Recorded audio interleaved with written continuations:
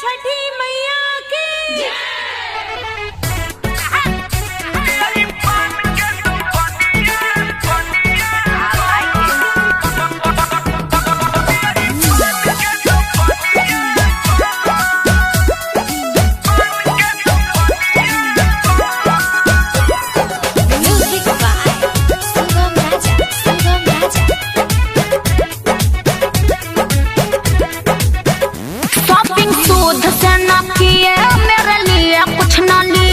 Important सामान नहीं है का बताइए कितना इम्पोर्टेंट सामान आप छोड़ दिए, ध्यान कहाँ रहता है। बाओही में तू तो खोजो ना टेंशन के बोझ फेरू कहता रूपान नहीं है। शॉपिंग सूद से न किए मेरे लिए कुछ न लिए, इम्पोर्टेंट सामान नहीं है।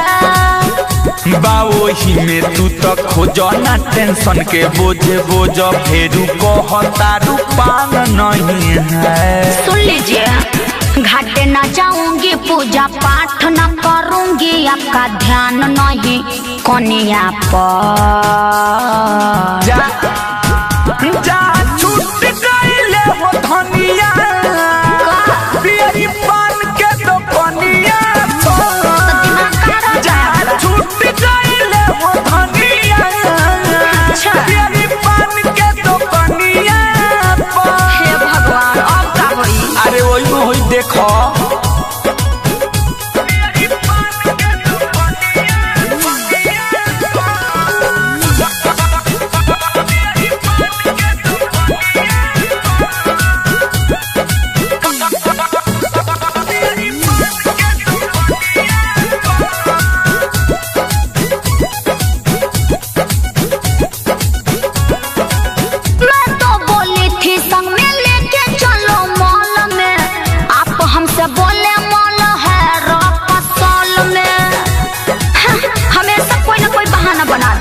माइनस करो दौरा सजाव जात बानी लिया हवे, भूखल बारू बरत फिर भी लगलू सुनावे।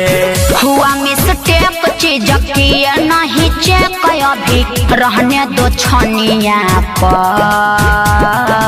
अच्छा रुको, जा छूट गईले हो धनिया पियरी पान के तो कनिया पर।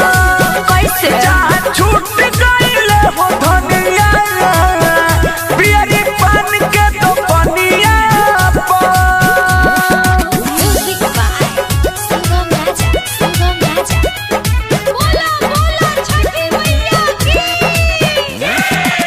यूं ही जाना पिया यूं ही चले आना, आजा चंदेश्वर सैया देर न लगाना। समझ रहे ना, टाइम बहुत कम है, जाइए जल्दी। अच्छा तो जाता नहीं, छठी माई की कृपा से हुई नहीं देर हो। अच्छा देना दे हम सोना के बेर हो। रुको मत यार, हमको होना है तैयार, दियरी बरना है कन्हिया पर। ठीक बा, जा छूट गईले हो धनिया पियरी पान के तो कनिया पर।